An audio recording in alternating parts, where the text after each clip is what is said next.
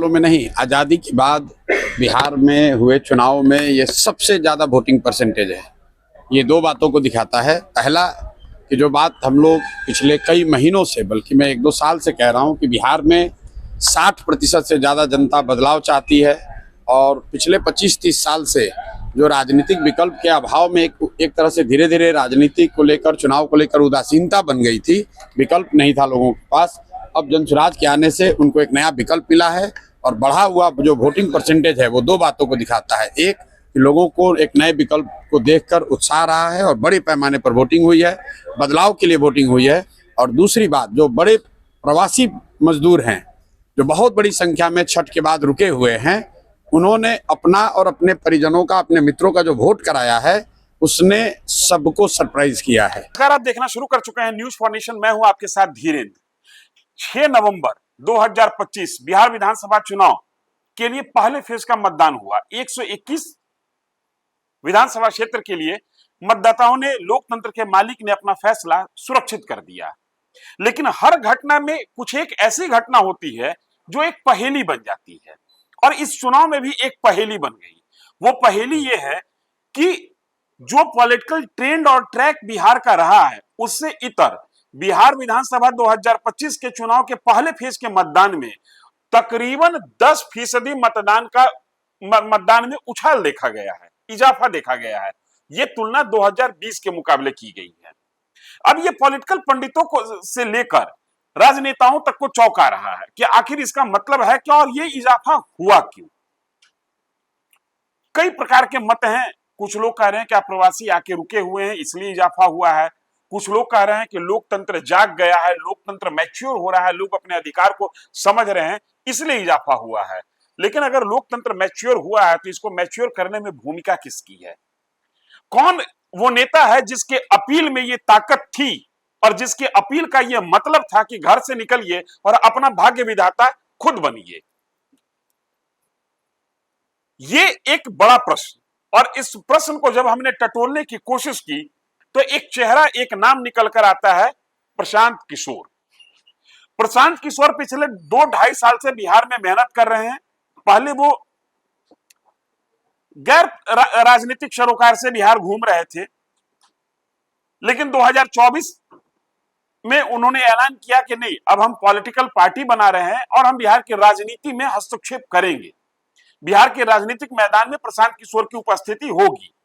लेकिन प्रशांत किशोर जब जन संवाद में घूम रहे थे तो एक बात वो हमेशा बोला करते थे कि आप अपने मत को समझिए, इसके पावर को समझिए और निकलिए, मतदान कीजिए अपने हित में।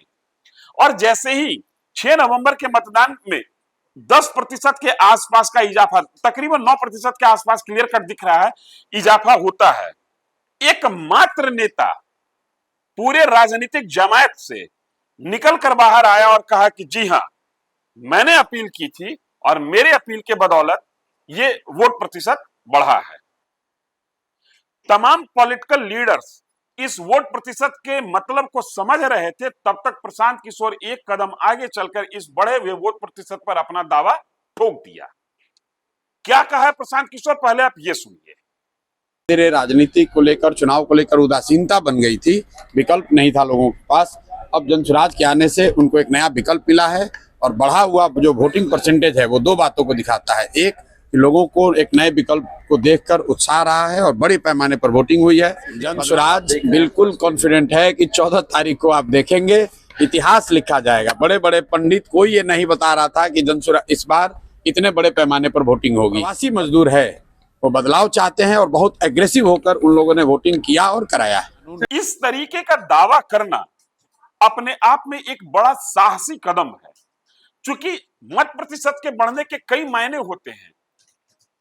एक लंबे अरसे तक मत प्रतिशत बढ़ने का मतलब होता था कि वर्तमान सरकार जा रही है, लेकिन 2014 के बाद से राष्ट्रीय स्तर पर और प्रादेशिक स्तर पर कई प्रदेश में ऐसा देखा गया कि मत प्रतिशत बढ़ा और सरकार पूरी ताकत के साथ वापस आई, या ये कहिए कि अधिक ताकत के साथ वापस आई।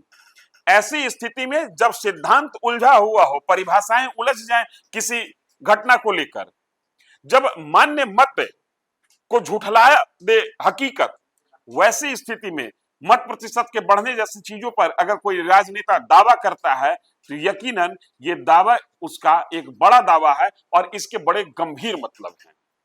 शायद प्रशांत किशोर दूसरे चरण के मतदाताओं को ये जगाना चाह रहे हैं, ये मैसेज देना चाह रहे हैं कि पहले चरण में मेरे अपील का असर दिख रहा है, दूसरे चरण में आप असर दिखा दीजिए, क्योंकि हो सकता है कि प्रशांत किशोर के इस दावे का मतलब हो कि मैं आ रहा हूं। हम छोड़े जाते हैं प्रशांत किशोर के इस वीडियो के साथ। एक बार फिर से आप इस वीडियो को देखिए और मैंने जो इस वीडियो को समझने की कोशिश की, उन दोनों के बीच में एनालाइज करने की कोशिश कीजिए कि वोट प्रतिशत का बढ़ना और प्रशांत किशोर के इस दावे के बीच में कितना हकीकत, कितना फसाना। धन्यवाद। सालों में नहीं, आज़ादी के बाद बिहार में हुए चुनाव में ये सबसे ज़्यादा वोटिंग परसेंटेज है। ये दो बातों को दिखाता है। पहला कि जो बात हम लोग पिछले कई महीनों से, बल्कि मैं 1-2 साल से कह रहा हूँ कि बिहार में 60% से ज़्यादा जनता बदलाव चाहती है और पिछले 25-30 साल से जो राजनीतिक विकल्प के अभाव में एक तरह से धीरे धीरे राजनीति को लेकर, चुनाव को लेकर उदासीनता बन गई थी, विकल्प नहीं था लोगों के पास। अब जनसुराज के आने से उनको एक नया विकल्प मिला है और बढ़ा हुआ जो वोटिंग परसेंटेज है वो दो बातों को दिखाता है। एक कि लोगों को एक नए विकल्प को देखकर उत्साह रहा है और बड़े पैमाने पर वोटिंग हुई है, बदलाव के लिए वोटिंग हुई है। और दूसरी बात, जो बड़े प्रवासी मजदूर हैं जो बहुत बड़ी संख्या में छठ के बाद रुके हुए हैं, उन्होंने अपना और अपने परिजनों का, अपने मित्रों का जो वोट कराया है उसने सबको सरप्राइज किया है। और जितने लोग ये बैठे हुए थे कि महिलाओं को 10,000 पैसा मिल गया और उसी से हम लोग जीत जाएंगे, इन चुनाव में महिलाएं तो हैं ही, लेकिन महिलाओं से बढ़कर प्रवासी मजदूर एक्स फैक्टर है। इस चुनाव का एक्स फैक्टर प्रवासी मजदूर हैं। वो क्या कर रहे हैं, वो अपने दोस्तों, मित्रों, परिवार वालों से कैसे वोट करा रहे हैं, इसी से बिहार का चुनाव तय होगा। तो जनसुराज कितना कॉन्फिडेंट है अपनी जीत को लेकर के? कितनी सीटें? जनसुराज बिल्कुल कॉन्फिडेंट है कि 14 तारीख को आप देखेंगे, इतिहास लिखा जाएगा। बड़े बड़े पंडित, कोई ये नहीं बता रहा था कि जनसुराज इस बार इतने बड़े पैमाने पर वोटिंग होगी। और ये आकलन लोग कर रहे हैं, 2 करोड़ 10 लाख से ज्यादा लोगों ने वोट करा है। कोई आकलन, कोई पत्रकार, कोई असेसमेंट करने वाला आदमी कितने लोगों से मिला होगा? कल लोग बैठे बैठे 10-15 लोगों से फोन करके अपना हवा बता रहे हैं कि किसने किसको वोट दिया। किसी को जानकारी नहीं है। जब 14 तारीख को काउंटिंग होगी तभी पता चलेगा कि 2 करोड़ से ज्यादा लोगों ने किसको वोट दिया है सबसे ज्यादा मात्रा में। जो हम लोग देख रहे हैं कि जो प्रवासी मजदूर है वो बदलाव चाहते हैं और बहुत एग्रेसिव होकर उन लोगों ने वोटिंग किया और कराया है। सर, बिहार के डिप्टी सीएम अपने ही प्रशासन पर धिक्कार रहे हैं, कह रहे धिक्कार है ऐसे प्रशासन पे, क्या कहेंगे? वोटिंग के समय उन्होंने अपने और अपने सरकार का चाल चरित्र, चेहरा, उस पर मुहर लगाई है कि यहाँ पर कोई सुरक्षित नहीं है, कानून का राज नहीं है, जिसकी लाठी उसकी भैंस। और जो बात यहाँ अभी तक पब्लिक झेल रही थी, चुनाव के दौरान नेता और मंत्री वो चीज झेल रहे हैं। आरजेडी का भी एक विधायक है, वो पुलिस को धमका रहा है। दूसरे का बाल नोचेंगे ऐसा पीएम मोदी कह रहे हैं। भाई, वो बाल नोचेंगे कि सर नोचेंगे ये उनका काम है। मैं इतना जानता हूं कि बिहार की जनता ने कल के वोटिंग में दिखाया है कि उनके पास जब विकल्प एक मिल गया तो उन्होंने बढ़ चढ़ के वोटिंग में, लोकतंत्र के इस पर्व में हिस्सा लिया है। अब जो भी निर्णय जनता करती है, चुनाव में सिर्फ ये नहीं तय होता है कि कौन आदमी सत्ता में आएगा, चुनाव में ये भी तय होगा कि कौन विपक्षी भूमिका में होगा, कौन रोड पर आएगा, कौन समाज और रोड पर काम करेगा, इसकी ये भूमिका भी जनता तय करती है। तो अब 3 दिन रह गए हैं, ज्यादा स्पेकुलेशन का समय नहीं है। एक ही बात कल दिखा कि बहुत बड़े पैमाने पर वोटिंग हुई है।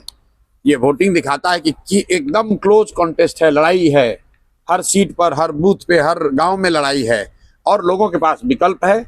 जनसुराज की सबसे बड़ी सफलता यही है कि लोगों के पास एक विकल्प है।